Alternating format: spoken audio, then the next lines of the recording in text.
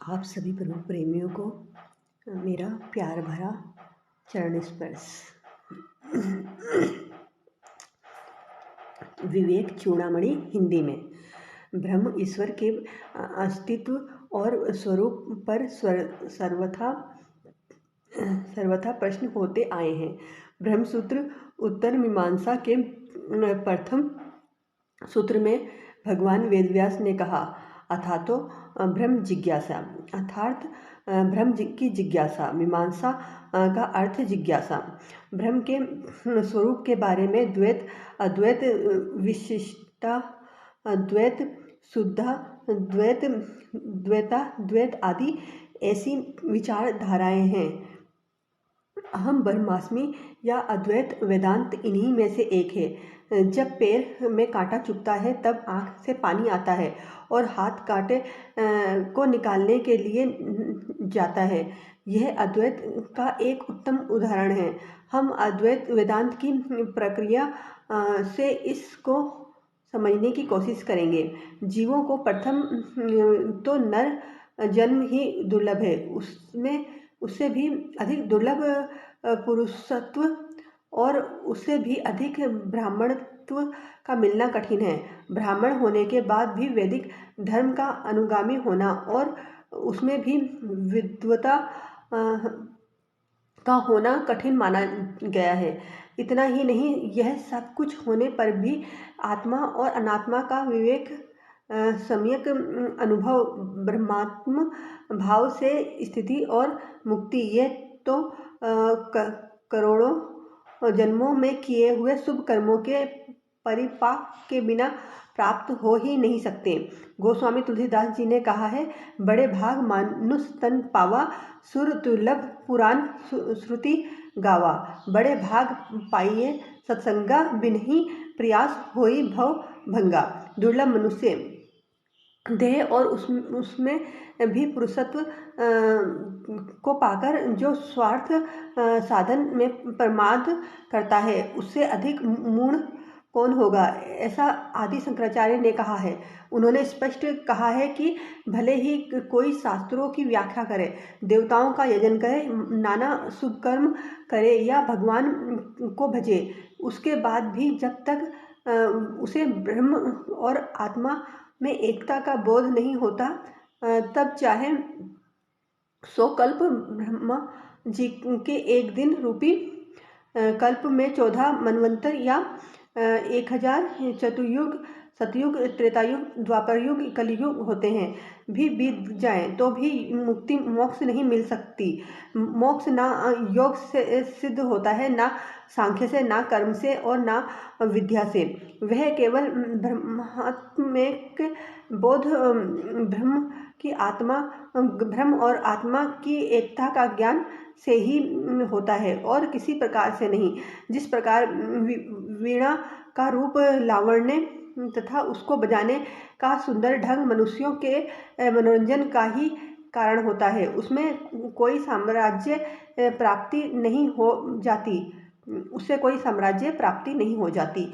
उसी प्रकार विद्वानों की वाणी कुशलता, शब्दों की धारावाहिकता, शास्त्र व्याख्यान की कुशलता और विद्वता भोग का ही कारण हो सकती है, मोक्ष का नहीं। शंकराचार्य जी ने कहा है कि जिस प्रकार औषधि को बिना पिए केवल औषधि शब्द के उच्चारण मात्र से रोग ठीक नहीं होता, उसी प्रकार परोक्षानुभव के बिना केवल ब्रह्म कहने से कोई मुक्त नहीं हो सकता।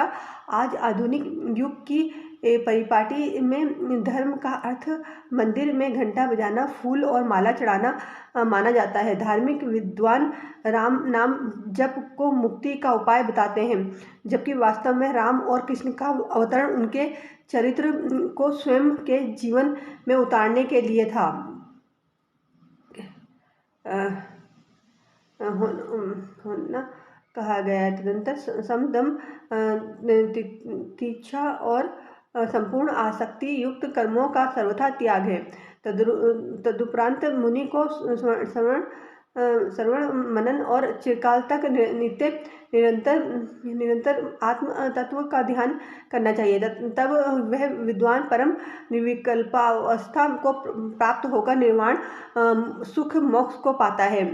विवेक चूड़ामणि आचार्य शंकर ने कहा है, ब्रह्म ही सत्य है और जगत मिथ्या है। ब्रह्मा से लेकर स्तंभ तृण पर्यंत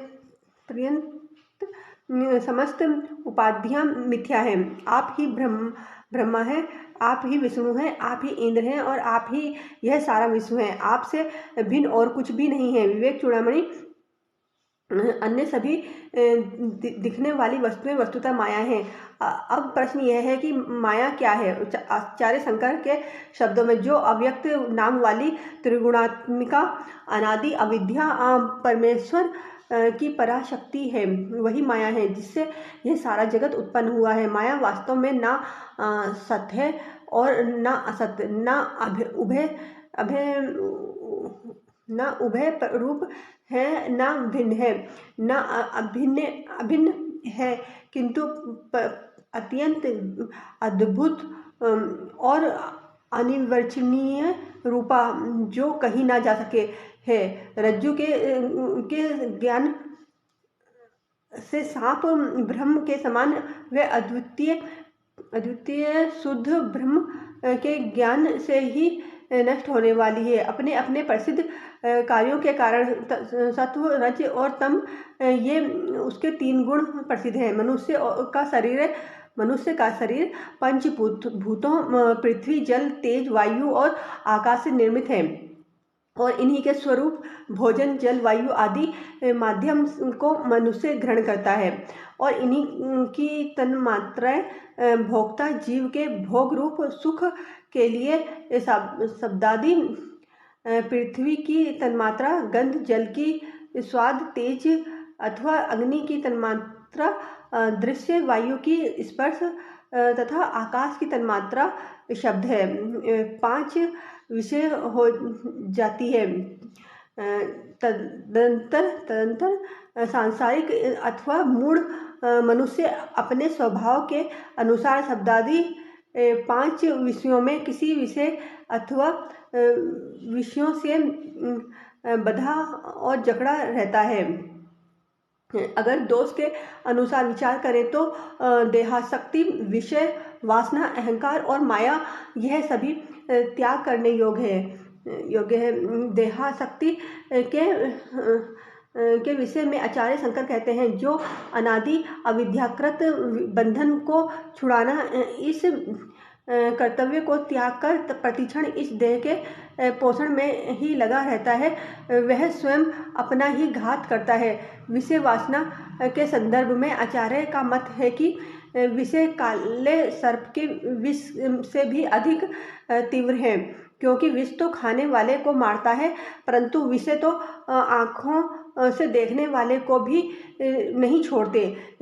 यहाँ आचार्य शंकर ने एक और महत्वपूर्ण बात कही है, जो विषयों की आशारूप कठिन बंधन से छूटा हुआ है, वही मोक्ष का भागी होता है और कोई नहीं, भले ही वह कितना ही बड़ा विद्वान या 6 दर्शनों का ज्ञाता क्यों ना हो। विवेक चूड़ामणि अद्वैत वेदांत की प्रक्रिया के अनुसार जीव अविद्या की 3 शक्तियों से आवृत, बंधा और जकड़ा हुआ है। पहली आवरण स्वरूप विस्मृति का अज्ञान स्वरूप विस्मृति या अज्ञान, मल अंतःकरण के मलिन संस्कार जनित दोष, और तीसरा है विक्षेप, चित्त चांचल्यता। रस्सी में भ्रम के कारण सर्प की प्रतीति होती है। इसे अध्याय कहते हैं, इसे अध्यास कहते हैं। स्मृति रूप पूर्व दृष्टि का दूसरे में जो अवभास है, वही अध्यास है और इस मिथ्या प्रतीति से ही भय, कंपन आदि दुखों की प्राप्ति होती है। किंतु उजाले आदि में जैसे ही रस्सी का यथार्थ ज्ञान होता है, रस्सी का अज्ञान आवरण अज्ञानता के कारण उत्पन्न सर्प मल और सर्प प्रतीति से उत्पन्न हुआ भय, कंपन आदि दुख, विक्षेप, यह तीनों ही एक साथ समाप्त हो जाते हैं। उसी प्रकार आत्मस्वरूप के ज्ञान होने पर आत्मा का अज्ञान आवरण, अज्ञान जन्य प्रपंच की प्रतीति, मल और उससे होने वाले दुख विक्षेप की निवृत्ति एक साथ हो जाती है। निष्काम कर्म द्वारा मल, उपासना द्वारा विक्षेप और ज्ञान द्वारा आवरण का नाश होता है। ज्ञान से ही आत्म साक्षात्कार होता है और फिर उसकी दृष्टि में संसार और संसार बंधन का अत्यंताभाव होकर सर्वत्र अशेष विशेष शून्य एक अखंड चिदानंद घन सत्ता ही रह जाती है। आत्म साक्षात्कार होने के बाद जीवन मुक्ति और विदेह मुक्ति का भी प्रश्न नहीं रहता, वह तो नित्य मुक्त ही है। इस प्रकार यद्यपि मोक्ष का साक्षात साधन ज्ञान ही है, यद्यपि ज्ञान प्राप्ति का अधिकार आदान प्रदान करने वाले आदान प्रदान करने वाले होने के कारण कर्म और उपासना भी उसके साधन अवश्य हैं। ब्रह्म के स्वरूप पर भी आचार्य शंकर का कहना है कि श्रुति अर्थात वेदों के समान गुरु भी केवल तटस्थ रूप से ही ब्रह्म का बोध कराते हैं। यह विद्वान शिष्य के ऊपर है कि वह अपनी ईश्वरानुग्रहित बुद्धि से अनुभव कर इस संसार सागर से पार हो जाए।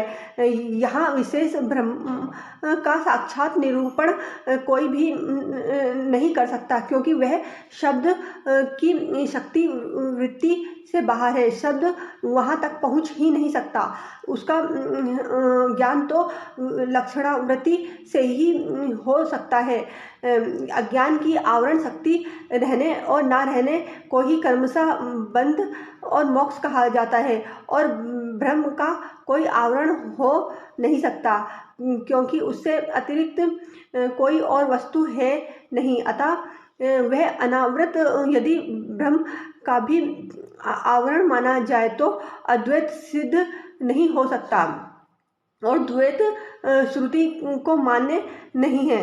वास्तव में बंध और मोक्ष दोनों बुद्धि के गुण हैं। जैसे बादलों के द्वारा दृष्टि के ढक जाने पर सूर्य को ढका हुआ कहा जाता है, उसी प्रकार मूढ़ मनुष्य अपनी कल्पना आत्म तत्व में व्यर्थ ही करते हैं। अपनी कल्पना आत्म तत्व में व्यर्थ ही करते हैं, क्योंकि ब्रह्म तो सदैव अद्वितीय असंग चैतन्य स्वरूप एक और अविनाशी है। राधे गोविंद गोविंद राधे राधे, राधे गोविंद गोविंद राधे राधे, राधे गोविंद गोविंद राधे राधे, राधे गोविंद गोविंद राधे राधे। मैं तो तेरी हूँ राधे, कहाँ भागी जाए कृपा कर राधे, राधे गोविंद गोविंद राधे राधे, राधे गोविंद गोविंद राधे राधे। मुझे मेरी मस्ती कहाँ लेकर आई, मुझे मेरी मस्ती कहाँ लेकर आई, कहाँ लेकर आई, कहाँ लेकर आई, कहाँ लेकर आई, कहाँ लेकर आई। मुझे मेरी मस्ती कहाँ लेकर आई, मुझे मेरी मस्ती कहाँ लेकर आई।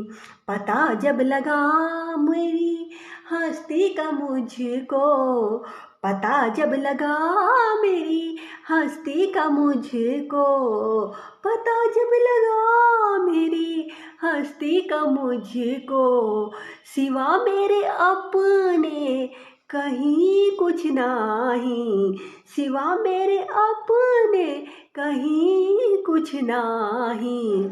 मुझे मेरी मस्ती कहाँ लेकर आई, मुझे मेरी मस्ती कहाँ लेकर आई, कहाँ लेकर आई, कहाँ लेकर आई, कहाँ लेकर आई, कहाँ लेकर आई। सभी में खड़ा मैं ही मैं हूँ, सभी में खड़ा मैं ही मैं हूँ, सभी में खड़ा मैं ही मैं हूँ। यहाँ मेरे अपने सिवा कुछ नाही, यहाँ मेरे अपने सिवा कुछ नाही। मुझे मेरी मस्ती कहाँ लेकर आई, मुझे मेरी मस्ती कहाँ लेकर आई, कहाँ लेकर आई, कहाँ लेकर आई, कहाँ लेकर आई, कहाँ लेकर आई। कई जन्मों से बुला रही हूँ, कोई तो रिश्ता जरूर होगा। कई जन्मों से बुला रही हूँ, कोई तो रिश्ता जरूर होगा। नजरों से नजरें मिला ना पाई, मेरी नजर का कसूर होगा। नजरों से नजरें मिला ना पाई, मेरी नजर का कसूर होगा। कई जन्मों से बुला रही हूँ, कोई तो रिश्ता जरूर होगा। तुम ही तो मेरे मात पिता हो, तुम ही तो मेरे बंधु सखा हो, तुम ही तो मेरे मात पिता हो, तुम ही तो मेरे बंधु सखा हो। कितने नाते तुम संग जोड़े, कितने नाते तुम संग जोड़े, कोई तो नाता जरूर होगा।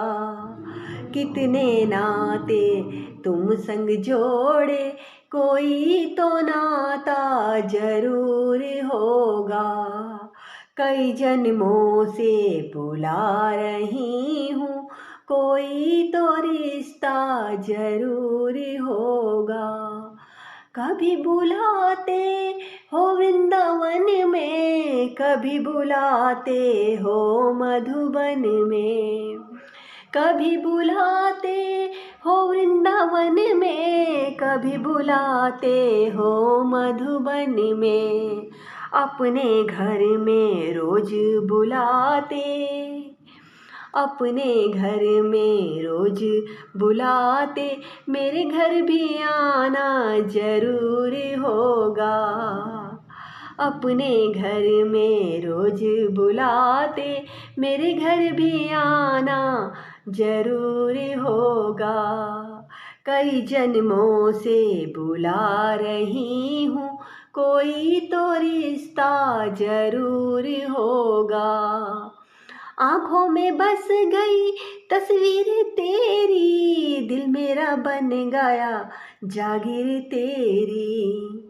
आँखों में बस गई तस्वीर तेरी, दिल मेरा बन गया जागीर तेरी। दासी की विनती तुम्हारे आगे, दासी की विनती तुम्हारे आगे, दर्श दिखाना जरूर होगा। कई जन्मों से बुला रही हूँ, कोई तो रिश्ता जरूर होगा। नजरों से नजरें मिला ना पाई, मेरी नजर का कसूर होगा। नजरों से नजरें मिला ना पाई, मेरी नजर का कसूर होगा। कई जन्मों से बुला रही हूँ, कोई तो रिश्ता जरूर होगा। कई जन्मों से बुला रही हूँ, कोई तो रिश्ता जरूर होगा।